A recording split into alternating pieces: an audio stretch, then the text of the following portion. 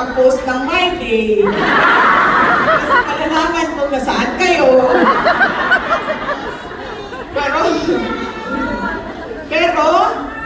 Pero, nandito kayo. Kaya, kasi 'di ba, busy yung mga araw ninyo.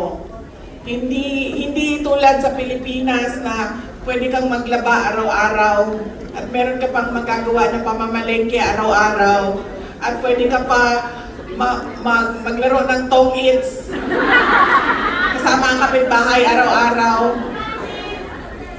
Yung mga nakatira abroad, hindi ganon. Lahat ng labada, naiipon, isang araw lang yan gagawin lahat. Correct. Ang pamamalengke, pag-grocery, hindi yan ginagawa araw-araw. Once a week. Ang mamap. Once a week lang yan. Ang manicure at pedicure ay hindi na talaga yan ginagawa. Pag-uwi sa Pilipinas, saka pa yan nagulubitan ng ako. Diba?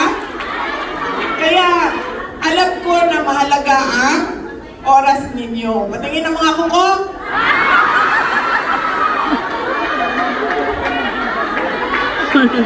Yan. Diba? Patingin ang mga kuko namin. Kung hindi pa nakauwi ng Pilipinas, hindi pa tatanggal ang ingrown.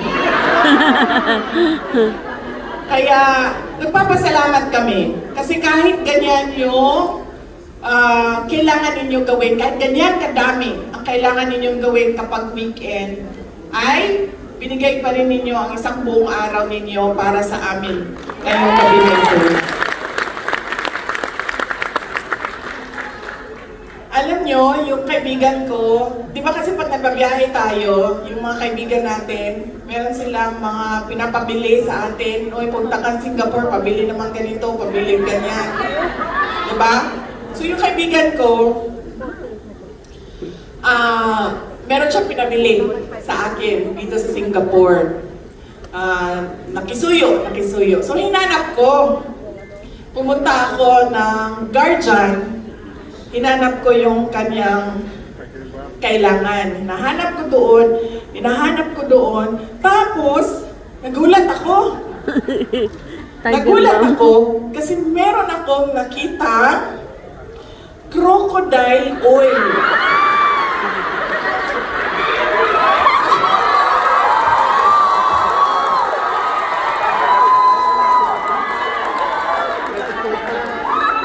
Hindi talaga totoo. Promise, walang biro.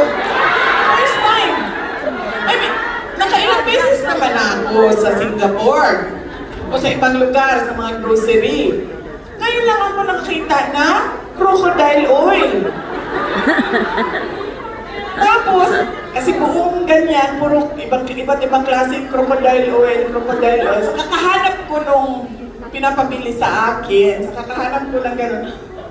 Sabi ko, sama ko, crocodile oil! Sabi ko, nandito sila!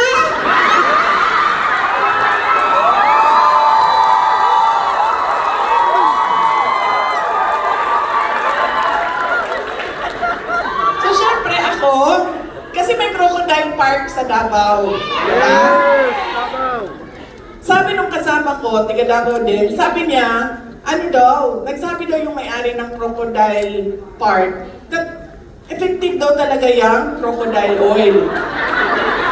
Kasi nakalagay doon for scars, for beautiful skin. Nabasa niyo ba? Oo, diba? Pag ginamit mo yun, lalong nakapal yung mukha mo. Sabi ko sa kasama ko, sobrang excited ko. Nakita ko ng crocodile oil. At sabi pa niya, promote pa yung kasama ko na, sabi ni may-ari ng crocodile park. Okay daw yan. Tapos, merong buy two, take one. Dalawa, libre isa. So sabi ko, bili tayo nito kasi pang-giveaway natin bukas sa programa. Pagbigay natin. Tapos sabi ko, kailangan ko din ito para sa teklat ko.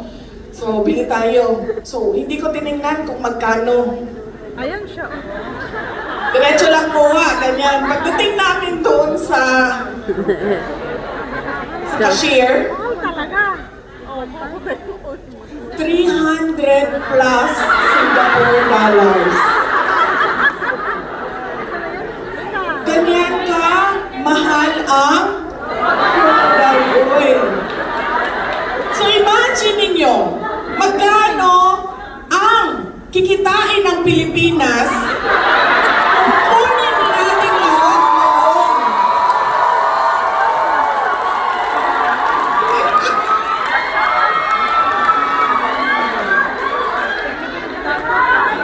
Para siyang gold. Yung oil nila. Yung binili ko hindi siya umabot 20. Yung binili ko, pinabili sa akin. Hindi siya umabot ng 20 Singapore dollars. Yung 2, buy 2, take 1 na crocodile oil, 300 plus Singapore dollars. So, ibig sabihin na lang natin averaging 100 Singapore dollars yung ganito kaliit na oil. So, ibig sabihin, kapag kinuha mo ang oil ng Tambaluslos, may lalabas sa pera.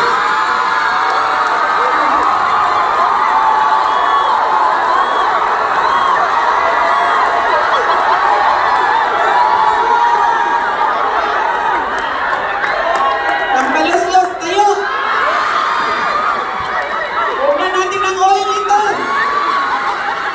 Ayan na yung pera!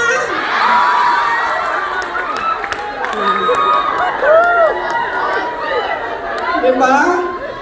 Nandun pala sa kanyang oil ang lahat ng pera na nawawala. Ay, bawal ka, Jai. Sorry, Jai.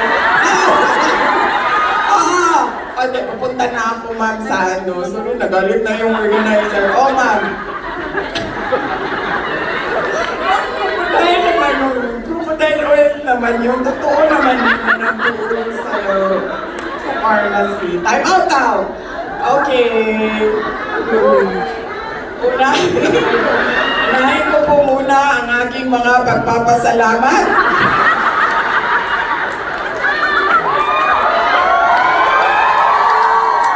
Alam mo, ma'am, hindi kasi ako tulad nilang lahat na maganda ang boses. Pag ako kumanta, parang uuwi sila na masama ang loob.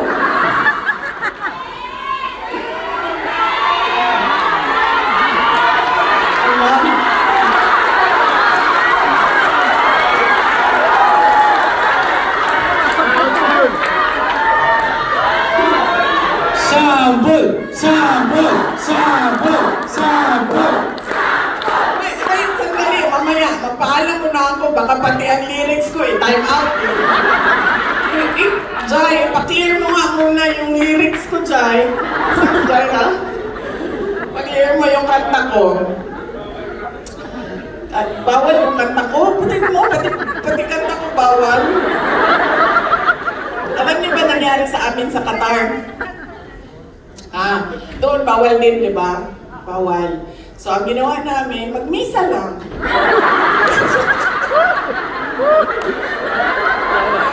Misa! Mass na lang.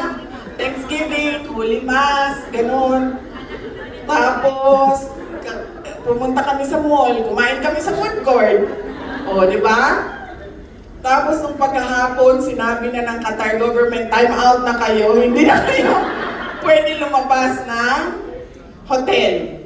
Kasi hindi na pipigilan noong mga kababayan natin yung maglabas ba ng kanilang nararamdaman at saloobin. Kaya pigain na lang natin yung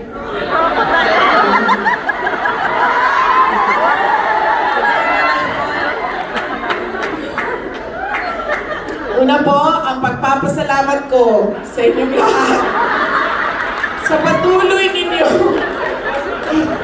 Kapag, alam nyo, kung hindi lang talaga mahal yun, bilhan ko kayo lahat ng mga kasi, kakadiri lang, no? benta na lang natin sa ibang lahi. This is Philippine crocodile oil. This is more expensive because they own mansions and they own sports cars. So this is an expensive crocodile.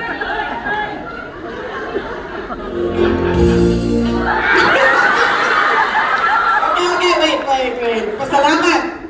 Pasalamat ako. Baka babaan ako dito ba? Papasalamat ako sa patuloy ninyo na pagtitiwala at suporta. Kasama po ang mga tiga Office of the Vice President. Maraming salamat sa patuloy ninyo na pagtitiwala at suporta sa aming mga proyekto at mga programa. Ang susunod po na pagpapasalamat galing kay dating Pangulong Rodrigo Duterte. Kapag po bumibisita ako sa kanya, nababanggit ko na madaming mga Pilipino nag-aantay doon sa labas, sa Duterte Street na tinatawag nila doon sa Hague. Madaming mga Pilipino ang patuloy na nagtitipon-tipon sa iba't ibang lugar sa mundo para ipahayag yung nararamdaman nila sa mga nangyari sa kanya at nangyayari sa ating bayan at yung mga nagdarasal.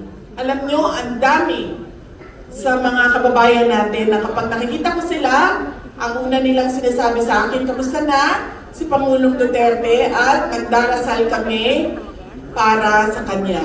Napakalaking tulong nun, yung pagdarasal na yan.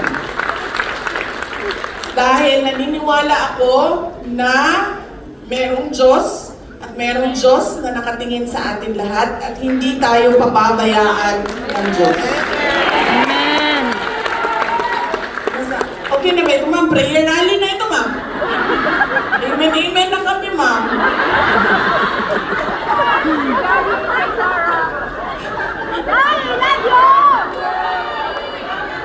Hindi na lang ako mag-mic pa rin. Papapasalamat mula po sa pamilya namin. Ang pamilya namin. Ang pamilya Duterte po, napakalaki ng utang na loob namin sa inyong lahat sa pagkakataon na ibinibigay ninyo sa amin na makapaglingkod sa ating bayan. Maraming salamat po sa inyo lahat.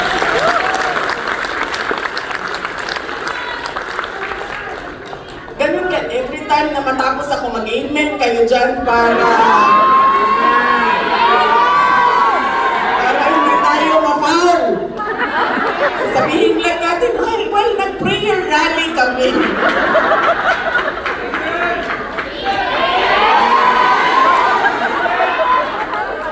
Dahil lahat iakyat natin sa kay Allah, sa Diyos. Ang Office of the Vice President po ay, sabi ko po kanina, nagpapasalamat kami dahil tuloy ang pagtitiwala ninyo sa mga iba't ibang programa at proyekto namin. Meron po kami.